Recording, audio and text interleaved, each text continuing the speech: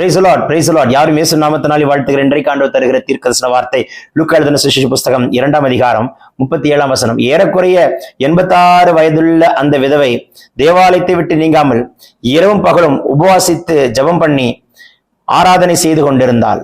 யார் அந்த மூதாட்டி? யார் அந்த தாய்? ஒரு தீர்க்கதரிசி, அன்னாள் என்கிறவள். பாருங்க, 7 வருடம் தான் புருஷனோடு வாழ்ந்தார். அதற்கு பின்பு 86 வயது வரைக்கும் வயதுள்ள அந்த விதவை 7 வருஷத்துக்கு அப்புறம் பல வருடங்கள் விதவையாகவே இருந்த தாய் தேவாலயத்தை விட்டு விலகவே இல்லை. இரவும் பகலும் உபவாசித்து ஜெபம் பண்ணிக்கிட்டே இருந்தாங்க, ஆராதனை செஞ்சுக்கிட்டே இருந்தாங்க. இப்படி இருந்தீங்கன்னா கண்டிப்பா இயேசுவை உங்களுக்கு முன்ன கொண்டு வந்து பிதாவாகிய தேவன் நிறுத்திடுவார். இயேசுவை கண்ட பின்பு காலத்தை முடித்த தாய். இந்த தாய்க்கு ஒரு பாக்கியம் கிடைச்சது இயேசுவை பார்க்க. இயேசுவை பார்க்க இந்த தாய்க்கு பாக்கியம் கிடைக்க காரணம் என்ன? புருஷன் இல்லை. எத்தனை பேர் இன்றைக்கு வாழ்க்கையில புருஷன் இருந்தும் பிரயோஜனம் இல்லை, மனைவி இருந்தும் பிரயோஜனம் இல்லை என்று பல பேர் இருக்கிறீர்கள். எனக்கு புருஷன் இல்லை, எனக்கு மனைவி இல்லை என்று சொல்லுகிறவர்களும் இருக்கிறீர்கள். போகட்டும், ஆனால் மணவாளன் இயேசு இருக்கிறார். ஆனால் பாருங்கள், 7 வருடம் தான் புருஷனோடு வாழ்ந்தால், அதற்கு பின்பு புருஷன் இல்லை.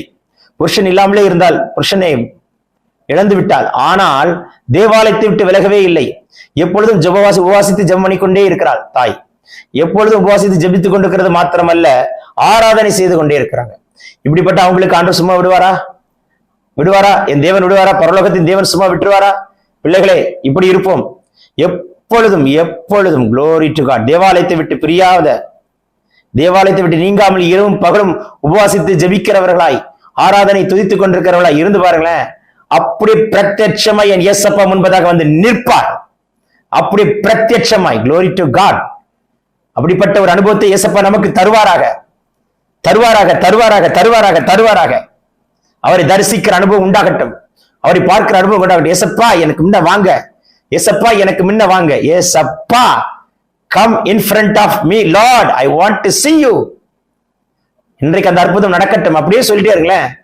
உங்க எல்லாம் போற காரியம் வர்ற காரியம் எல்லாமே உங்களுக்கு ஜெயமா ஆசீர்வாதமா இருக்கும். தோல்வி இருக்காது. இந்த நாள் முடியும் பொழுது சந்தோஷத்தோட முடிப்பீங்க, துக்கத்தோட அல்ல, மன சஞ்சலத்தோட அல்ல, படுத்தா போதும் அல்ல, மன நிறைவோடு படுக்கத்தக்கதான, உறங்கத்தக்கதான ஒரு உறக்கத்தையும் சந்தோஷத்தோடு விழிக்கத்தக்கதான ஒரு விழிப்பையும் இந்த நாள் தருவாராக. Take this prophetic word. இந்த நாளில் பிறந்த நாள் திருமணம் காண்கிறவர்கள் வானத்தின் பலகனை திறந்து இடங்கொள்ளாமல் போக மட்டும் ஆசீர்வதிக்கிறார். வியாதி நீங்கட்டும், பலவீனம் மாறட்டும், கட்டுகள் உடையட்டும் இயேசு நாமத்தினால். Amen, amen, amen. God bless.